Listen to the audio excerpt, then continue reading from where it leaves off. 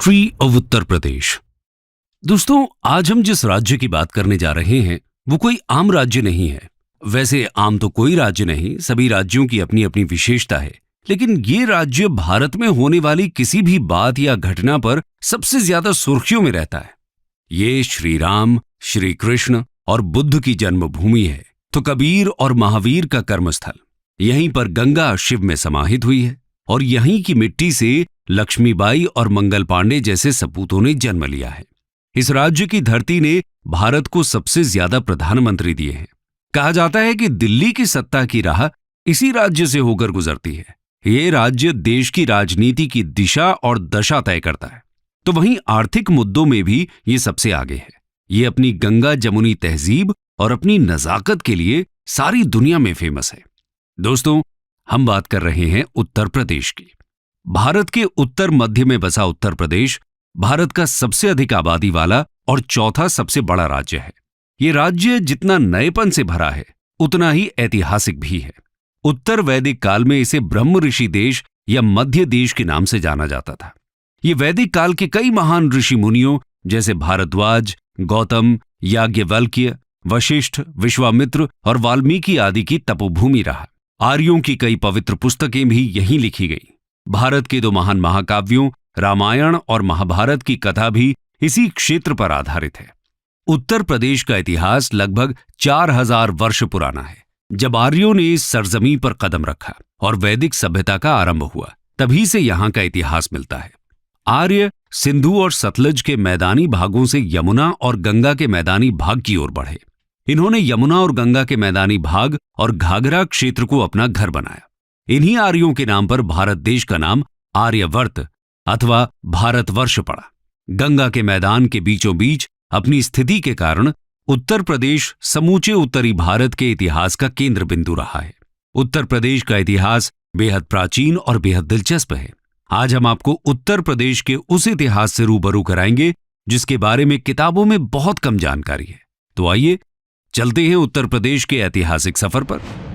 Ancient history of Uttar Pradesh. Uttar Pradesh के ऐतिहासिक पन्नों को पलटें तो हम पाते हैं कि इसकी शुरुआत पुरातात्विक काल से होती है। पुरातात्विक अन्वेषणों ने अब के उत्तर प्रदेश की प्रागैतिहासिक सभ्यता पर नई रोशनी डाली है। प्रतापगढ़ में पाई गई मानव खोपड़ियों के अवशेष लगभग 10,000 ईसा पूर्व के हैं। पुरापाषाणकालीन सभ्यता के साक्ष्य इलाहाबाद के बेलन घाटी, सोनभद्र के सिंगरौली घाटी और चंदौली के चकिया नामक पुरास्थलों से मिले हैं। इसके साथ ही कबीर नगर जिले में लहरादेव इलाके में प्राचीन कृषि के साक्ष्य मिले हैं। यहां से 8000 ईसा पूर्व से 9000 ईसा पूर्व के मध्य के चावल मिले हैं। नवपाषाण काल के साक्ष्यों की बात करें तो मिर्जापुर, सोनभद्र, बुंदेलखंड और प्रतापगढ़ के सराय नाहर राय से उत्खनन में औजार और हथियार मिले हैं। वहीं ताम्रपाषाणिक संस्कृति के साक्ष्य मेरठ और सहारनपुर से प्राप्त हुए हैं। इसके बाद हड़प्पा काल के साक्ष्य भी उत्तर प्रदेश में पाए गए हैं। बता दें कि उत्तर प्रदेश में सबसे पुराने हड़प्पा शहर पाए गए। आलमगीरपुर गंगा यमुना में पहला स्थल था जहां से हड़प्पा कालीन अवशेष प्रकाश में आए थे। इसके अलावा मेरठ, सहारनपुर, जौनपुर, आगरा, अलीगढ़, हरदोई, मुजफ्फरनगर, बदायूं, मथुरा, फैजाबाद, एटा, बरेली, वाराणसी, सहारनपुर, मथुरा, कन्नौज, बुलंदशहर, बलिया और इलाहाबाद में भी हड़प्पा कालीन सभ्यता के साक्ष्य मिले हैं। आगे वैदिक साहित्य और दो महाकाव्यों रामायण और महाभारत से इस क्षेत्र के 7वीं शताब्दी ईसा पूर्व के पहले की जानकारी मिलती है। वैदिक साहित्य गंगा के मैदान का वर्णन करते हैं, वहीं महाभारत की पूरी गाथा हस्तिनापुर के आसपास घूमती है, जबकि रामायण में भगवान राम का जन्मस्थान अयोध्या है। देखा जाए तो उत्तर प्रदेश में एक व्यवस्थित इतिहास की शुरुआत 6ठी शताब्दी ईसा पूर्व के अंत में होती है, जब उत्तर भारत में 16 महाजनपद वर्चस्व के लिए संघर्ष कर रहे थे। उन 16 महाजनपदों में से 8 महाजनपद आधुनिक उत्तर प्रदेश में मौजूद थे, जिनके नाम है कुरु, पांचाल, काशी, कौशल, शूरसेन, चेदी, वत्स और मल्ल। इसी दौरान उत्तर प्रदेश ने भगवान बुद्ध के आगमन और बौद्ध धर्म के प्रसार को देखा। यहीं पर गौतम बुद्ध ने अपना अधिकांश सन्यासी जीवन व्यतीत किया था। भगवान बुद्ध ने उत्तर प्रदेश के सारनाथ में अपना पहला उपदेश दिया था। चौखंडी स्तूप यहां उस स्थान को चिन्हित करता है जहां भगवान बुद्ध अपने शिष्यों से मिले थे। इसी कारण उत्तर प्रदेश को बौद्ध धर्म का पालना कहते हैं। वहीं अगर हम शासकों की बात करें तो पहली शताब्दी से छठी शताब्दी ईस्वी तक उत्तर प्रदेश मौर्य, कुषाण, गुप्त, वर्धन वंश, गुर्जर प्रतिहार के शासकों के नियंत्रण में रहा। उत्तर प्रदेश का विकास मौर्य सम्राट चंद्रगुप्त प्रथम 330 से 380 ईसा पूर्व के काल में देखने को मिला। इसके बाद 268 से 232 ईसा पूर्व तक सम्राट अशोक ने यहां पर अपने साम्राज्य का विस्तार किया। अशोक काल के दौरान कला और वास्तुकला अपने चरम पर थे। सम्राट अशोक के बौद्ध धर्म को अपनाने के बाद उन्होंने बड़े पैमाने पर बौद्ध स्तूपों और मूर्तियों का निर्माण करवाया। इस काल में कला का एक नया अध्याय शुरू हुआ। पहली शताब्दी ईस्वी में कुषाणों ने एक ऐसे विस्तृत साम्राज्य की स्थापना की जिसमें उत्तरी भारत के अधिकांश भाग के अतिरिक्त मध्य एशिया के कुछ प्रदेश भी शामिल थे। भारतीय संस्कृति के इतिहास में कुषाण काल का अत्यंत महत्वपूर्ण स्थान है।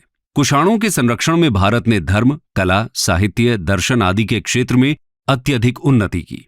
कुषाण शासकों के प्रयासों से ही भारतीय सभ्यता और संस्कृति के प्रसार के लिए मध्य और पूर्वी एशिया के द्वार खुले। कुषाणों ने उन परिस्थितियों में लगातार 2 सदियों तक उत्तर प्रदेश सहित उत्तर भारत पर शासन किया। कुषाण काल में मथुरा कला का विस्तार हुआ। मथुरा कुषाण नरेशों की राजधानी रही है।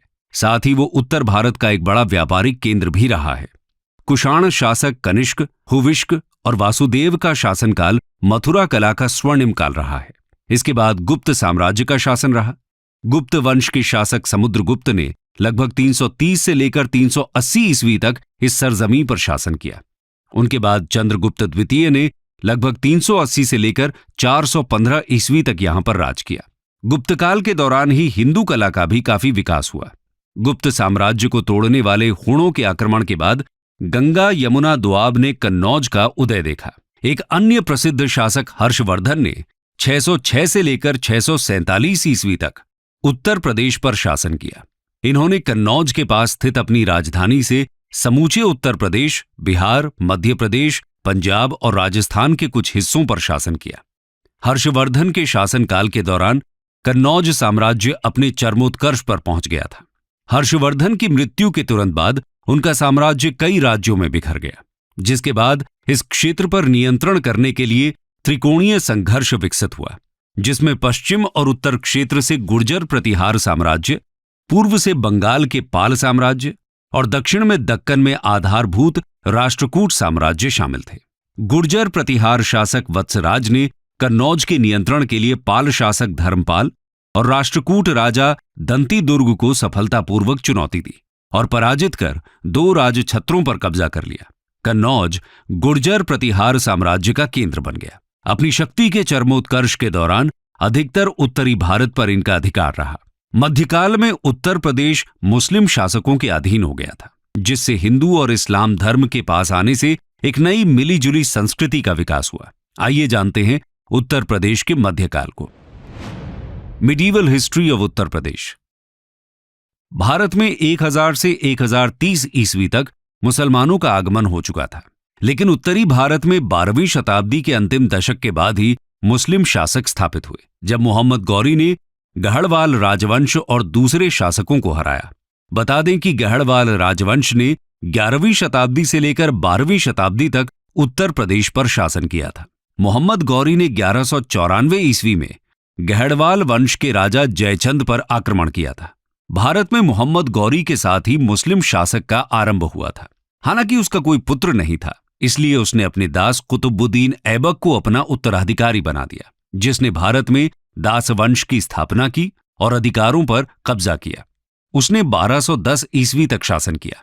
मोहम्मद जलालुद्दीन खिलजी ने दास वंश के अंतिम सुल्तान को उखाड़ फेंका और दिल्ली के सुल्तानों का खिलजी वंश स्थापित किया, जिसने 1290 से 1320 ईस्वी तक शासन किया।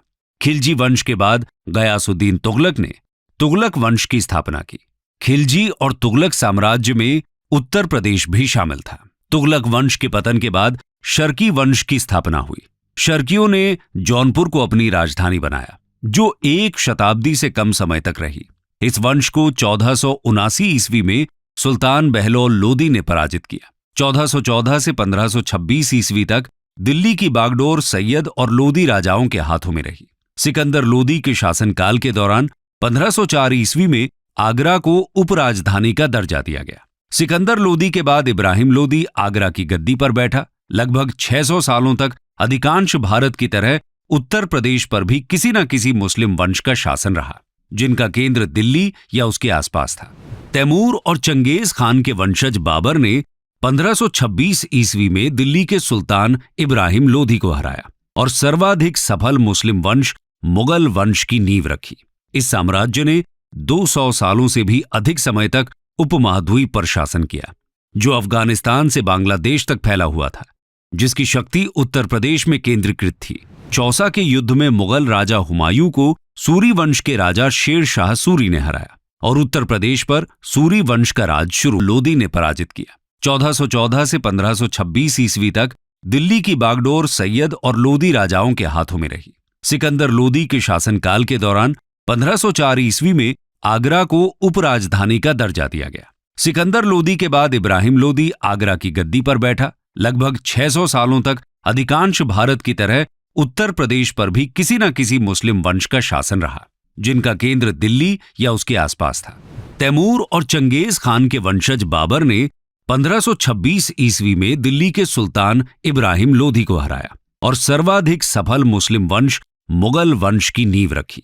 इस साम्राज्य ने 200 सालों से भी अधिक समय तक उपमहाद्वीप पर शासन किया, जो अफगानिस्तान से बांग्लादेश तक फैला हुआ था, जिसकी शक्ति उत्तर प्रदेश में केंद्रीकृत थी। चौसा के युद्ध में मुगल राजा हुमायूं को सूरी वंश के राजा शेर शाह सूरी ने हराया और उत्तर प्रदेश पर सूरी वंश का राज शुरू हो गया। शेर शाह सूरी और इस्लाम शाह सूरी ने अपनी राजधानी के रूप में ग्वालियर से शासन किया। इस्लाम शाह सूरी की मृत्यु ने हेमू के लिए दिल्ली पर शासन करने का रास्ता खोल दिया। पानीपत की दूसरी लड़ाई में मुगल वंश के सबसे प्रमुख राजा अकबर ने हेमू से सत्ता छीन ली और एक बार फिर दिल्ली पर मुगलों का शासन शुरू हुआ। इस साम्राज्य का महानतम काल अकबर से लेकर औरंगजेब और आलमगीर का काल था। इनमें सबसे प्रमुख शासक अकबर था, जिसका शासनकाल 1556 से 1605 ईस्वी तक था, जिन्होंने आगरा के पास नई शाही राजधानी फतेहपुर सीकरी का निर्माण किया। उनके पोते शाहजहां, जिनका शासनकाल 1628 से 1658 ईस्वी तक था, उन्होंने आगरा में अपनी बेगम की याद में ताजमहल बनवाया, जो अपने आर्किटेक्चरल डिजाइन के लिए विश्व भर में प्रसिद्ध है। शाहजहां ने आगरा और दिल्ली में भी आर्किटेक्चर की दृष्टि से कई इमारतें बनवाई थी। बात चाहे सल्तनत काल की हो या फिर मुगल काल की, हर समय में उत्तर प्रदेश प्रासंगिक रहा। अकबर ने तो उत्तर प्रदेश की माटी को अपना सब कुछ मान लिया था। अकबर ने फतेहपुर सीकरी और इलाहाबाद में जो किले बनवाए थे, उसी की नींव पर मुगल वंश सैकड़ों साल तक बना रहा। इसके अलावा सल्तनत काल में संभल हो या आगरा जौनपुर, सभी में उत्तर प्रदेश ने अपना वर्चस्व बनाए रखा। एकता व्यवस्था का प्रशासन रहा हो या फिर सल्तनत काल की आर्थिक शक्ति, सभी जगह उत्तर प्रदेश की चर्चा मिल जाती है। मुगल साम्राज्य ने उत्तर प्रदेश में हिंदू और मुस्लिम संस्कृति से मिलीजुली एक नई संस्कृति का विकास किया। इस संस्कृति के जन्मदाता अकबर ही थे, जिन्होंने बिना किसी भेदभाव के अपने दरबार में आर्किटेक्चरल, लिटरेचर, पेंटिंग और म्यूजिक एक्सपर्ट्स को नियुक्त किया था। लेकिन धीरे धीरे हिंदुत्व और इस्लाम के टकराव ने कई नए विचारों को जन्म दिया था और उनका विकास किया था। 18वीं शताब्दी में मुगलों के पतन के साथ ही इस मिश्रित संस्कृति का केंद्र दिल्ली से लखनऊ चला गया, जो अवध के नवाब के अंतर्गत था और जहां सांप्रदायिक सद्भाव के माहौल में कला, साहित्य, संगीत और काव्य का विकास हुआ। जब उत्तर प्रदेश आधुनिक भारत के पड़ाव पर पहुंचा तो उत्तर प्रदेश का अलग ही रूप देखने को मिला। यहीं से उत्तर प्रदेश ने अपने लिए अलग कहानी लिखनी शुरू कर दी। चलिए जानते हैं उत्तर प्रदेश का आधुनिक इतिहास। Modern history of Uttar Pradesh. 1707 में औरंगजेब की मृत्यु के पश्चात अगले 50 सालों तक दिल्ली की गद्दी पर कुल 8 मुगल शासकों ने शासन किया। 1757 तक वर्तमान उत्तर प्रदेश में 5 स्वतंत्र राज्य स्थापित हो चुके थे। इस दौरान अवध और रुहेल 2 ऐसे क्षेत्र बन गए जो शक्ति के संघर्ष को, और अवध और रुहेला ने मुगलों के खिलाफ विद्रोह कर दिया। इन दोनों के विद्रोह को देखते हुए बाकी राज्यों ने भी वर्चस्व के लिए दिल्ली में मुगलों के साथ संघर्ष शुरू कर दिया। इधर 17वीं शताब्दी के मध्य तक ईस्ट इंडिया कंपनी ने भारत के दक्षिणी भाग में एंट्री कर ली थी और अब वो उत्तर भारत की ओर बढ़ रहे थे। 18वीं शताब्दी में आते आते मुगल सत्ता का पतन हो गया। इधर ईस्ट इंडिया कंपनी उत्तर भारत में अपनी जड़ें जमाने लगी। उसने शुरुआत में विभिन्न साम्राज्यों से शक्तियां छीनकर उन्हें बंगाल प्रेसिडेंसी के तहत एकजुट कर दिया। इसमें नवाबों के प्रांत अवध, ग्वालियर के सिंधिया और नेपाल के गोरखा शामिल थे।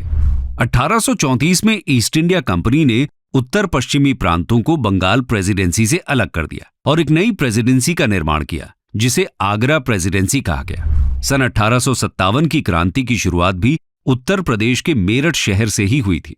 ये क्रांति लगभग 1 साल तक चली और धीरे धीरे पूरे उत्तर भारत में फैल गई। इस क्रांति को भारत का पहला स्वतंत्रता संग्राम नाम दिया गया। इस संग्राम में झांसी की रानी लक्ष्मीबाई, अवध की बेगम हजरत महल, बख्त खान, नाना साहेब, तात्या टोपे आदि अनेक देशभक्तों ने भाग लिया। 1858 ईस्वी में विद्रोह के दमन के बाद ईस्ट इंडिया कंपनी को भारत का शासन ब्रिटिश ताज को सौंपना पड़ा। 1880 ईस्वी के बाद भारतीय राष्ट्रवाद के उदय के साथ उत्तर प्रदेश का प्रांत स्वतंत्रता आंदोलन में भी सबसे आगे रहा। इस प्रदेश ने भारत को मोतीलाल नेहरू, मदन मोहन मालवीय, जवाहरलाल नेहरू और पुरुषोत्तम दास टंडन जैसे महत्वपूर्ण राष्ट्रवादी राजनैतिक नेता दिए। सन 1902 में नॉर्थ वेस्ट प्रोविंस का नाम बदलकर United province of Agra and Awadh कर दिया गया।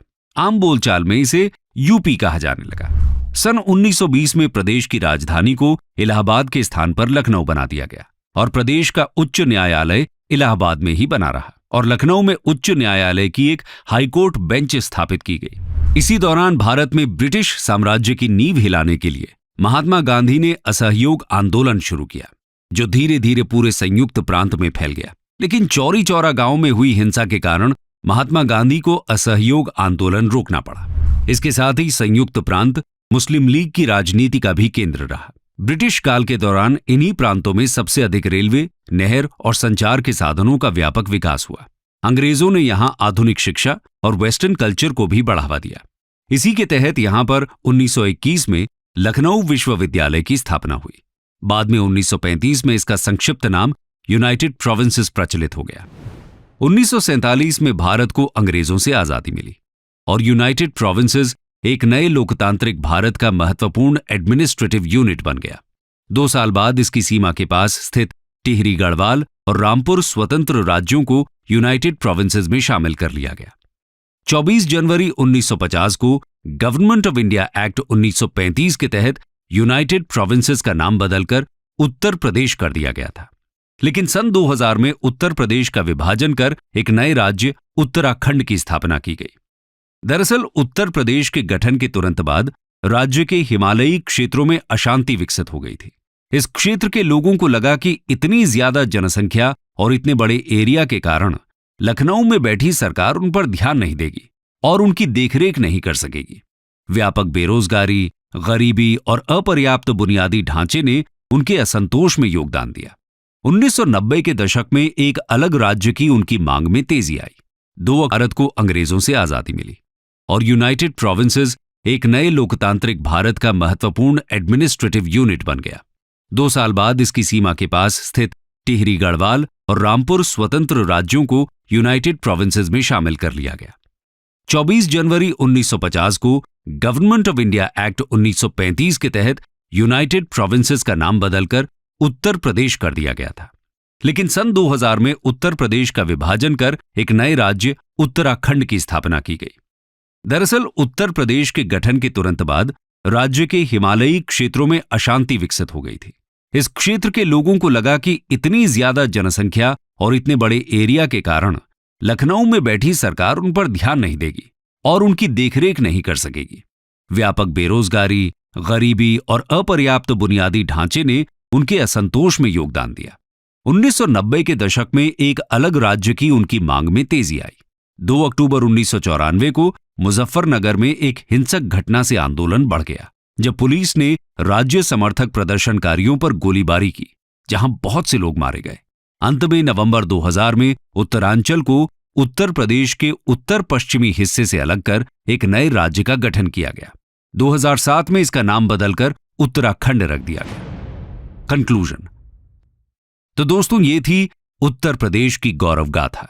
ये मुगलों के परचम, पतन और अंग्रेजों के आगमन का गवाह बना।